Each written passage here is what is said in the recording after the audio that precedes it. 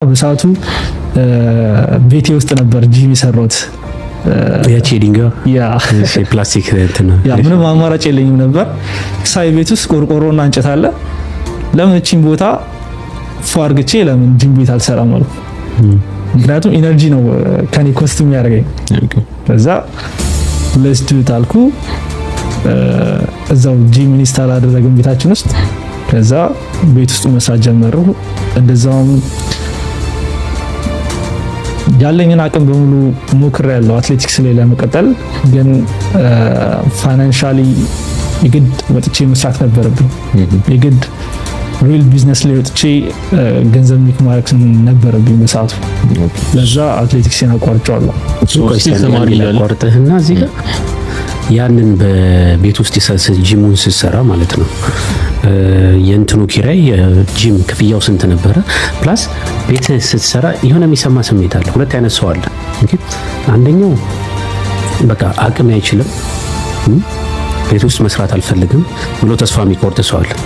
አንዳንድ ሰው ደግሞ ምንድነው ይሄ ነገር እኮ ነገ እንደ ታሪክ አድርጌ የማወራው ነገር ነው ብሎ ቻሌንጁን አክሴፕት አድርጎ ያለበትን የሚኖርበትን ሰርከምስታንስ አክሴፕት አድርጎ የሚኖርና ለነገ የሚያስብ ሰው ነበር። አንተ ጋር የነበረው በዛ ሰዓት ላይ የነበረ ማይንድ ሴት ምን ነበረ? በዛ ሰዓት የነበረኝ ማይንድ ሴት ምንድነው ልክ ከአካዳሚ የወጣሁበት ታይም ነበርና በጣም ብዙ ጊዜ እኔ ሞቲቬሽናል ስፒከሮችን አዳምጣለሁ። ብዙ እነዚህ ሰክሰስፉል የሆኑትን የላይፍ ተሞክሯቸውን በደንብ አዳምጣለሁና ይሄ እዛ ሰዓት ላይ የምኖርባት ታይም በቃ ለአጭር ጊዜ እንደሆነች አምናለሁ። የሆነ ቀን እንደሚለወጥ አምናለሁ። ሰክሰስፉል እንደመሆንም አውቅ ነበረ።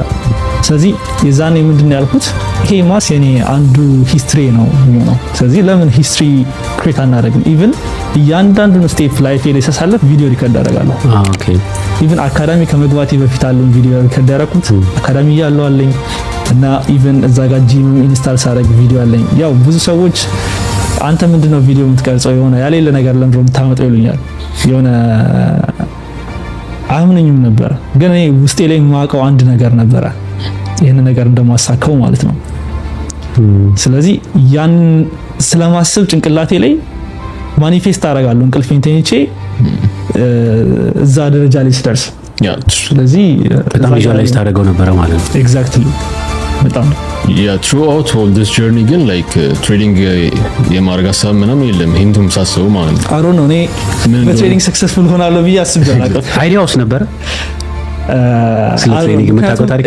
አትሌቲክስ ላይፍ ብዙ ጊዜ ምንድነው ይሄ ከስፖርት ጋር የተነካካ ነገር ነው እና ትሬዲንግ ደግሞ ስክሪን ፊት ለፊት ላይ ቁጭ ብለህ የምታሳልፈው ነገር ነውና completely different